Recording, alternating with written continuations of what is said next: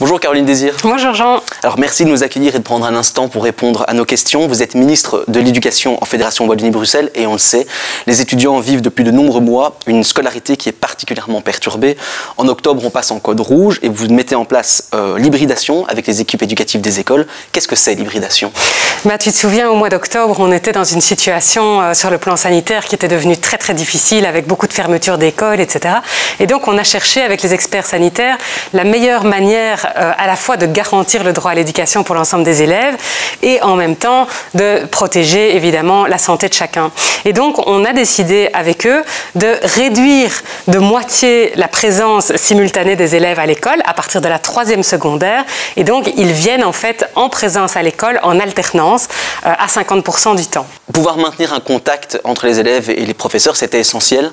Évidemment, c'était essentiel. On a vu lors du premier confinement à quel point ça avait été difficile d'assurer de la scolarité tout court. Et donc, pour nous, il était essentiel d'abord d'avoir un maximum de présence physique à l'école.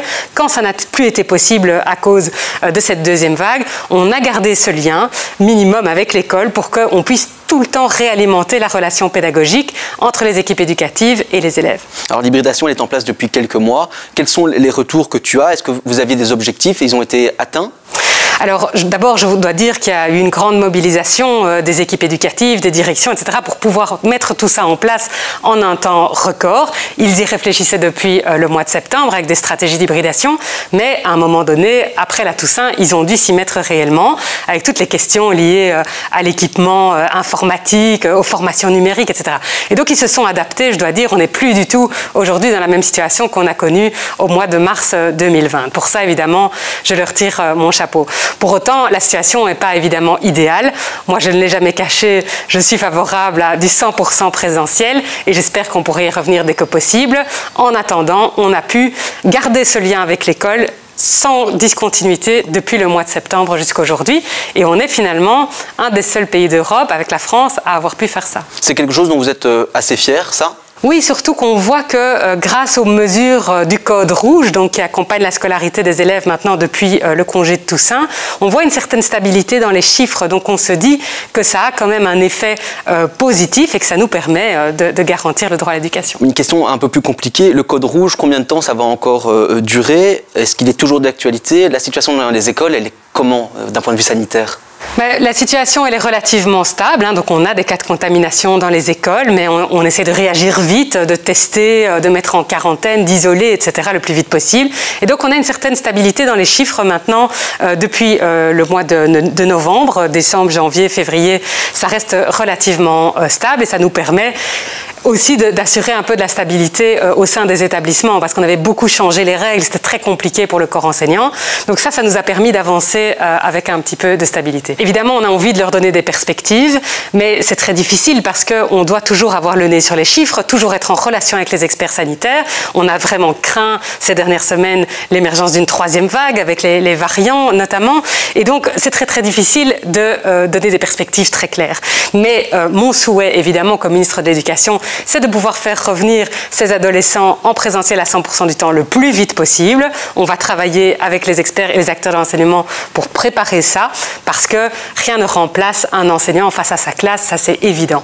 On le comprend, ça pourrait être donc prolongé. Quelle réponse à court terme et à long terme on pourrait trouver aux problèmes posés par l'hybridation? Alors on a deux types de problèmes aujourd'hui qui sont tout à fait clairs. D'une part, il y a une part des élèves qui décrochent quand même. C'est pas tout à fait la même chose de suivre un cours derrière son ordinateur ou de devoir travailler en autonomie. C'est certainement difficile pour les 3e, 4e qui sont un peu moins autonomes. Et d'autre part, on voit quand même une détresse psychologique qui s'installe chez certains élèves, et notamment les psychologues des centres PMS nous alertent sur cette situation. Et donc, au gouvernement, la semaine dernière, je me suis battue pour dégager une nouvelle enveloppe de 19 millions d'euros dans le cadre du fonds d'urgence, à la fois pour financer des périodes complémentaires qui vont permettre de mettre en place des heures de remédiation dans les écoles, et à la fois pour venir renforcer les équipes des CPMS qui sont vraiment surchargées. Ça, donc on ne le répétera jamais assez, les élèves peuvent aller s'adresser aux PMS, les élèves et les familles. Bien sûr, je pense qu'on doit être très très attentif au bien-être des jeunes.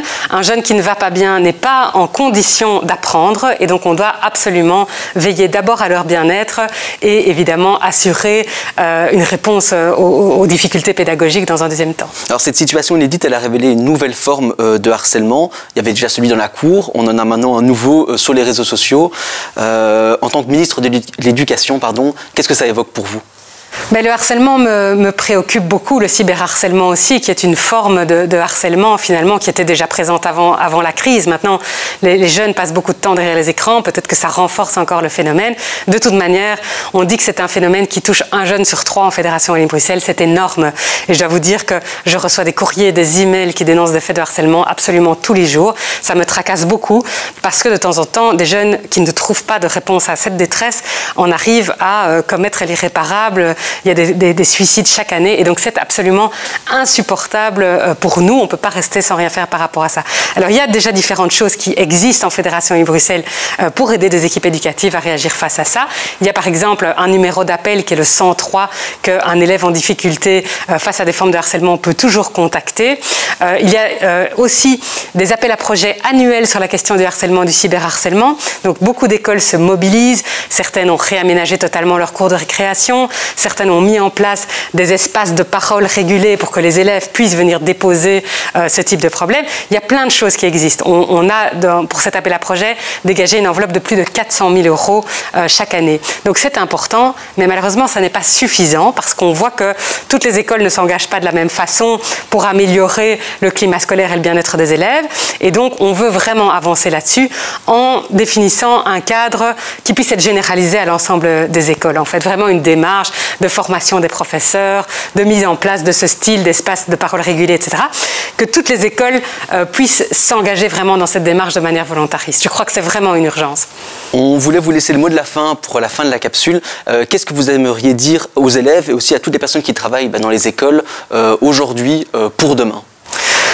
Je crois que c'est une année très difficile pour tout le monde. Donc vraiment, je voudrais tirer un grand coup de chapeau aux équipes éducatives, aux directions, à tous les membres du personnel de l'enseignement. Il y en a beaucoup dans les écoles. Je pense aussi au personnel administratif, au personnel ouvrier, qui ont quand même fait tourner les écoles malgré les circonstances difficiles. Je vous le disais tout à l'heure, depuis le mois de septembre, nos écoles sont ouvertes et fonctionnent.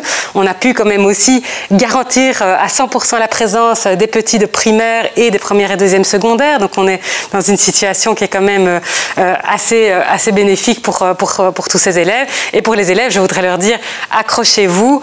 J'espère que bientôt on va voir le bout du tunnel de cette mauvaise crise qui dure déjà depuis 1 an maintenant. Il y a des perspectives avec la vaccination, etc. On va pouvoir retrouver une vie normale le plus vite possible, je l'espère. Merci beaucoup, Caroline Désir. Merci à vous.